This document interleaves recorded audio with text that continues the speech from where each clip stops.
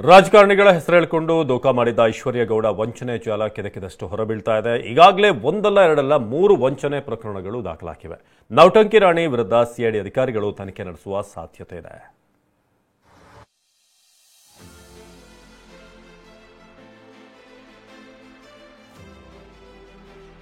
ಮಾಜಿ ಸಂಸದ ಡಿಕೆ ಸುರೇಶ್ ನಿಖಿಲ್ ಕುಮಾರಸ್ವಾಮಿ ಹೆಸರು ದುರ್ಬಳಕೆ ಮಾಡಿಕೊಂಡು ವಂಚಿಸಿದ್ದ ಐಶ್ವರ್ಯ ಕರಾಳ ಮುಖ ಒಂದೊಂದೇ ಹೊರಬರ್ತಿದೆ. ಜೈಲು ಸೇರಿದ್ದ ಅದೇ ನೌಟಂಕಿ ರಾಣಿಯ ಕಳ್ಳಾಟ ಒಂದ ಎರಡ.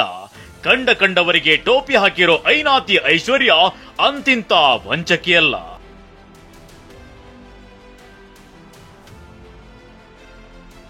ವಂಚಕಿ ಐಶ್ವರ್ಯ ಗೌಡಗೆ ಸಿಐಡಿ ತನಿಖೆ ಉರುಳು.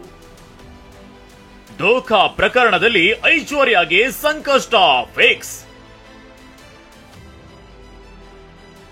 ದೊಡ್ಡವರ ಹೆಸರು ಹೇಳ್ಕೊಂಡು ಹಲವು ಉದ್ಯಮಿಗಳು, ಡಾಕ್ಟರ್ ಸೇರಿದಂತೆ ಸಾಕಷ್ಟು ಜನರಿಗೆ ಐಶ್ವರ್ಯ ಕೋಟಿ ವಂಚಿಸಿದ್ದಾಳೆ. ಜೈಲಿನಿಂದ ಬಿಡುಗಡೆಯಾಗಿರೋ ಖತರ್ನಾಕ್ ಲೇಡಿಯ ಅಕ್ರಮದ ಆಟ ಬಗೆದಷ್ಟು ಬಟಾಬಯಲಾಗ್ತಿದೆ. ಐಶ್ವರ್ಯ ವಿರುದ್ಧ ಸಾಲು ವಂಚನೆ ಕೇಸ್ಗಳಿವೆ. ಐಶ್ವರ್ಯ ಗೌಡಗೆ ಸಿಐಡಿ ತನಿಖೆ ಉರುಳು ಬಿಗಿಯಾಗುತ್ತನ್ನೋ ಪ್ರಶ್ನೆ ಮೂಡಿದೆ. ಚಂದ್ರ ಲೇಔಟ್ನಲ್ಲಿ ದಾಖಲಾದ ಪ್ರಕರಣ ಸಂಬಂಧ ಜೈಲೂಟ ಸವಿದು ಐಶ್ವರ್ಯ ರಿಲೀಸ್ ಆಗಿದ್ದಾಳೆ.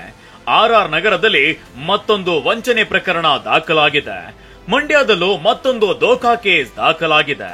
ಹೀಗೆ ಒಂದರ ಹಿಂದೆ ಒಂದರಂತೆ 3 ವಂಚನೆಯ ಪ್ರಕರಣ ದಾಖಲಾಗಿದೆ. ಇನ್ನು ಹಲವರಿಗೆ ವಂಚಿಸಿರೋ ಅನುಮಾನ ಮೂಡಿದೆ. ಈಗಾಗಲೇ ಆರ್ಆರ್ ನಗರ ಪೊಲೀಸರು ಐಶ್ವರ್ಯಗೆ ಸೇರಿದ 2 ಮನೆಗಳಿಗೂ ಎಂಟ್ರಿ ಕೊಟ್ಟು ಪರಿಶೀಲನೆ ನಡೆಸಿದ್ದಾರೆ. ಚಿನ್ನಾಭರಣ, ಕಾರು ಸಹಿತ ದಾಖಲೆಗಳನ್ನ ವಶಕ್ಕೆ ಪಡೆದಿದ್ದಾರೆ. ಖತರ್ನಾಕ್ ಕಿಲೇಡಿ ಐಶ್ವರ್ಯಾಳ ವಂಚನೆ ಜಾಲ ಬಗೆದಷ್ಟು ಹೊರಬರ್ತಿದೆ. ಈಗಾಗಲೇ 3 ವಂಚನೆ ಪ್ರಕರಣಗಳು ದಾಖಲಾಗಿವೆ. ಪ್ರತಿಷ್ಠಿತ ವ್ಯಕ್ತಿಗಳೇ ಈಕೆಯಿಂದ ವಂಚನೆಯಾಗಿರೋ ಆರೋಪಗಳು ಕೇಳಿ ಬಂದಿದೆ. ಮುಂದಿನ ದಿನಗಳಲ್ಲಿ ಈಕೆ ವಿರುದ್ಧ ಮತ್ತಷ್ಟು ದೂರು ದಾಖಲಾದ್ರೂ ಕೇಸ್ ಸಿಐಡಿಗೆ ವರ್ಗಾವಣೆ ಆಗೋದು ಫಿಕ್ಸ್ ಎನ್ನಲಾಗ್ತಿದೆ.